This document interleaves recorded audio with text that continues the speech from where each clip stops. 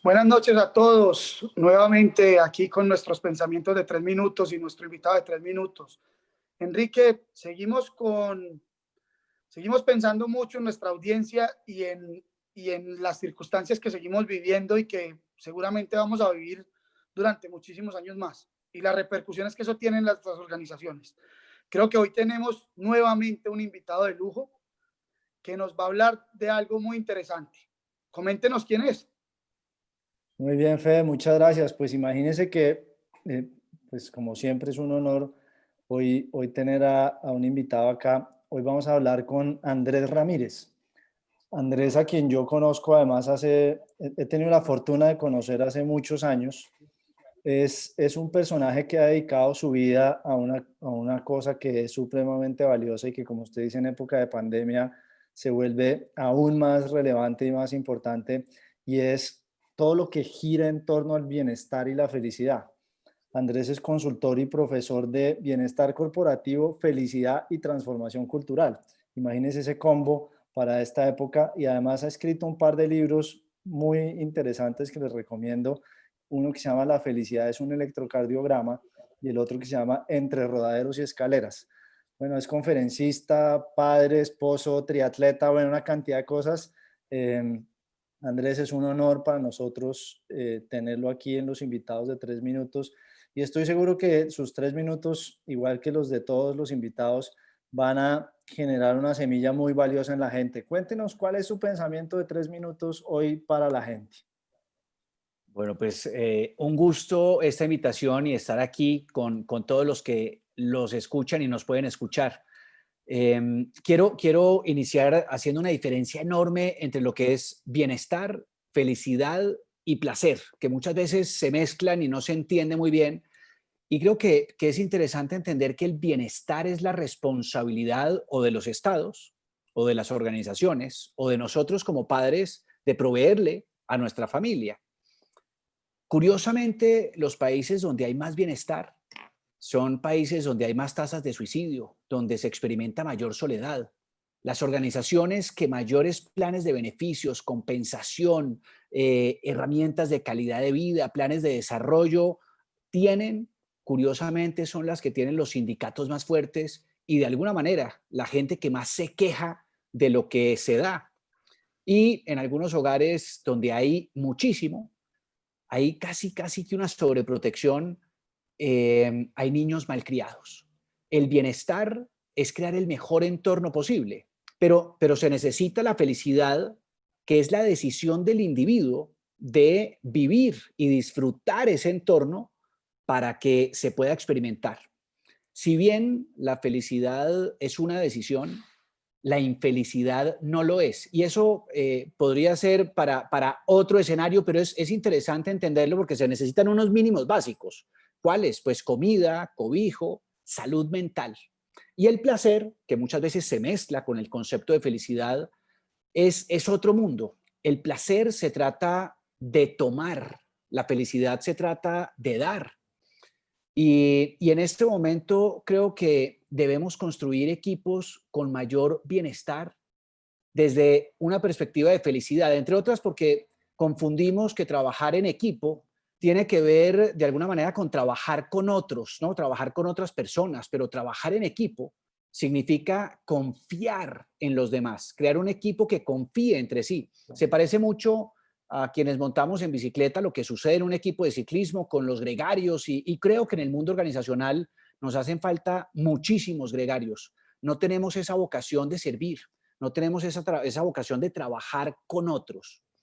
Y algo que promuevo muchísimo es que a veces creemos que la productividad tiene que ver mucho con la explotación, de darlo todo, ¿no? Se habla de trabajar la milla extra, de dar el 110%, y yo soy enemigo de ese concepto. Creo que vale la pena dar el 100%, pero cuidar nuestro bienestar, porque debemos cuidar la productividad en el largo plazo.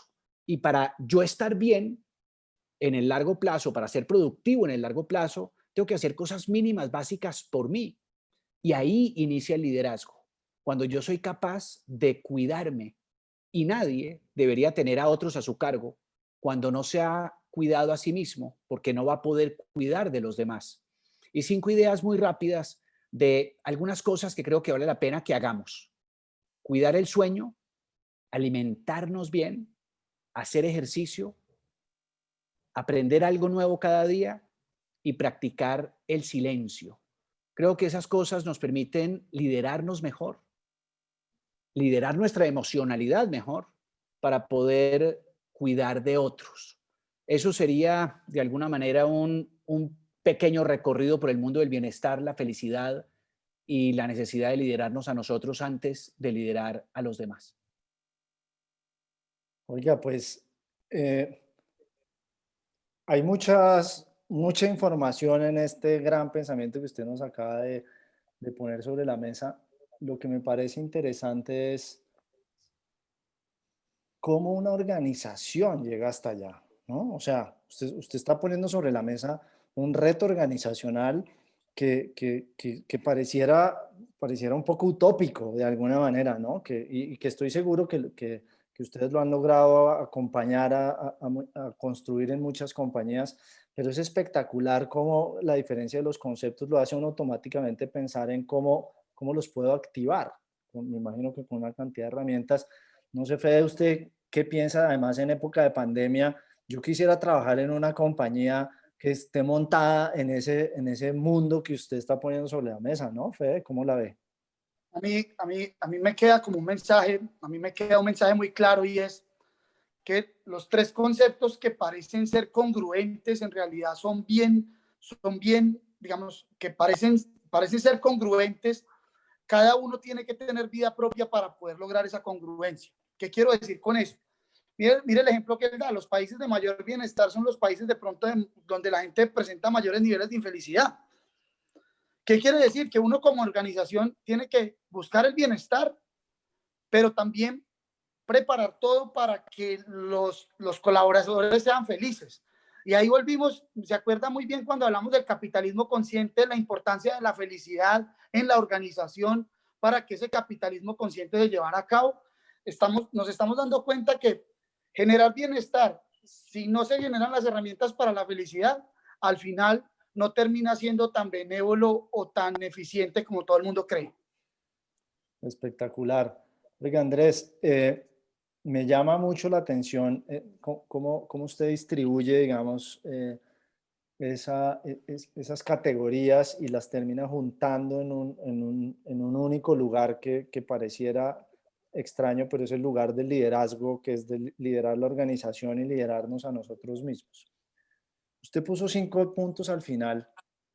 Eh, si alguien en una organización tuviera que, yo sé que es difícil lo que le voy a decir, ¿vale? Pero si alguien en una organización tuviera que definitivamente ir a perseguir uno así con mucho juicio, ¿usted cuál cree que sería ese de esos 5 puntos el que una organización más debería perseguir?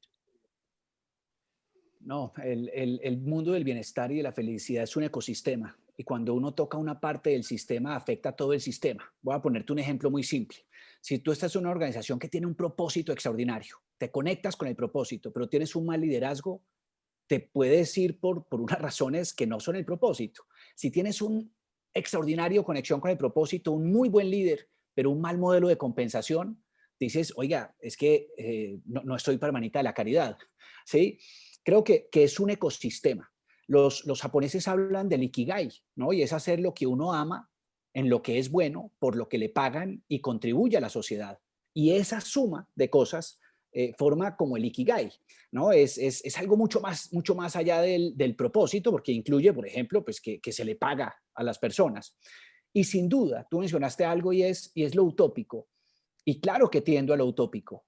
Es que si te das cuenta, los presocráticos hablan de lo material y los socráticos empiezan a hablar de cosas muy difíciles, como la justicia, la belleza, la felicidad. Y entonces, ¿y qué es eso de la felicidad? Pues es algo utópico y es algo por lo que vale la pena trabajar.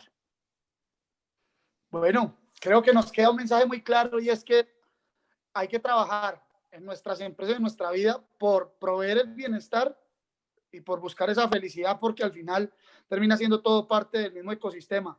Andrés, muchísimas gracias por compartir con nosotros tu conocimiento. Enrique, nuevamente, gracias por contactar a este invitado